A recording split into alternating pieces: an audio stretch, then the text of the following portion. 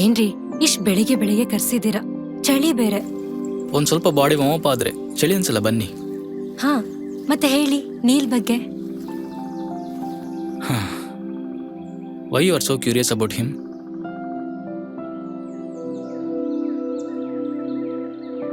Before anything ಒಂದ್ ವಿಚಾರ ಹೇಳಿ, ನೀಲ್ ಸಿಂಗಲ್ಲ?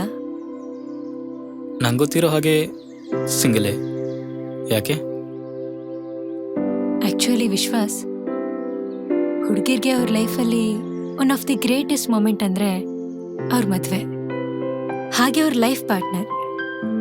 ನಾನು ನನ್ನನ್ನ ಮದ್ವೆ ಆಗೋ ಹುಡುಗ ನನ್ನನ್ನ ಹೇಗೆ ಟ್ರೀಟ್ ಮಾಡಬೇಕು ಅಂತ ನಾನು ಅನ್ಕೊಂಡಿದ್ನೋ, ನೀಲ್ ಹಾಗೇ ಇದ್ದಾರೆ. ಹಾಗಿದ್ದಿದ್ದು ನೀಲ್ ಲೆಟರಲ್ಲಿ. So it's like 100% match. ಬರೀ ಒಂದು ಲೆಟರಿಂದ ಒಬ್ಬ ವ್ಯಕ್ತಿನ ಇಷ್ಟು ಟ್ರಸ್ಟ್ ಮಾಡ್ತೀರಾ? ಅಫ್ಕೋರ್ಸ್, ಯಾಕಂದ್ರೆ ಅವರು ಆ ಲೆಟರ್ನ ಅವ್ರ ಹುಡುಗಿನ ಹೇಗೆ ನೋಡ್ಕೊಳ್ತೀನಿ ಅಂತ ಬರೆದಿರೋದು.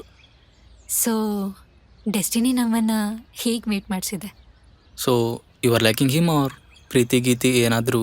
I think I mean love with him. ಯಾಕಂದ್ರೆ ಇದೇ ಮೊದಲನೇ ಸಲ ನಾನೊಬ್ಬ ವ್ಯಕ್ತಿ ಬಗ್ಗೆ ಹಗಲು ರಾತ್ರಿ ಯೋಚನೆ ಮಾಡ್ತಿರೋದು. ನಿಮಗೆ ಗೊತ್ತಾ, ನಾನು ಅವ್ರನ್ನ ಎಲ್ಲ ಸೋಷಿಯಲ್ ಮೀಡಿಯಾದಲ್ಲೂ ಹುಡ್ಕಾಡ್ದೆ. ಬಟ್ ಆದರೆ ಅವನು ಯಾವುದೇ ಸೋಷಿಯಲ್ ಮೀಡಿಯಾ ಯೂಸ್ ಮಾಡಲ್ಲ. ಪಾಸ್ಟ್ 1 ಮಂತಿಂದ ಅವನ ಫೋನ್ ಕೂಡ ಸ್ವಿಚ್ ಆಫ್ ಬರ್ತಿದೆ. ಹಾಗಾದ್ರೆ ಇವಾಗ ಏನು ಮಾಡೋದು? ಎವ್ರಿ ಮಂತಿನ ಬುಕ್ ರೀಡಿಂಗ್ ಆಗುತ್ತೆ. ಸೊ ಅವನಲ್ಲಿ ತಪ್ಪದೇ ಬರ್ತಾನೆ. ಅಲ್ಲಿವರೆಗೆ ವೆಯ್ಟ್ ಮಾಡಬೇಕು.